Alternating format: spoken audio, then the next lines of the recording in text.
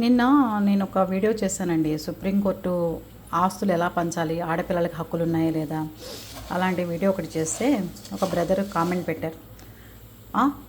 ఇంటికి వచ్చిన అల్లుడుగాడు వాడు ఎలా అనుభవిస్తాడు మన ఆస్తి, వాడికి ఏం రైట్స్ ఉన్నాయి అనుభవించడానికి, ఆడపిల్లలు తల్లి కలిసి నాటకాలు ఆడి ఆస్తులు దొబ్బి మొగాళ్ళని అధవం చేస్తున్నారు అని చెప్పి కామెంట్ పెట్టారు.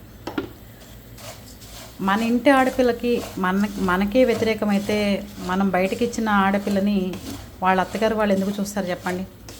అదే కూతుర్లు క్వశ్చన్ చేస్తున్నారు, మరి ఇంటికి వచ్చిన అల్లుళ్ళు ఆస్తులు అనుభవించకూడదంటే కోడళ్ళు మాత్రం ఎలా అనుభవిస్తారు? మన ఇంటికి వచ్చిన కోడళ్ళు కూతురుగా నేనే అనుభవించాలి కదా న్యాయ ప్రకారం అయితే అంటున్నారు.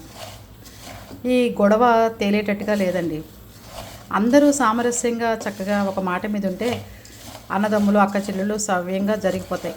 అంతేగాని ఆడపిల్ల నువ్వు తక్కువ, నీ మొగుడు ఏంటి ఇక్కడికి వచ్చి అనుభవించేది, ఎందుకు అనుభవిస్తాడు అని మగవాళ్ళు, నా మొగుడు అనుభవించినప్పుడు నీ ఇంటికి వచ్చిన కోడలు మాత్రం అది ఎలా అనుభవిస్తుందని చెప్పి ఆ అమ్మాయిని అంటాం. ఇవన్నీ సర్వసాధారణంగా జరిగిపోతున్నాయి. ఆలోచిద్దాం ఎలా పరిష్కరించాలో. ఏమంటారు? స్నాక్స్ టైం అన్నమాట, అందుకని వీడియో చేస్తున్నాను.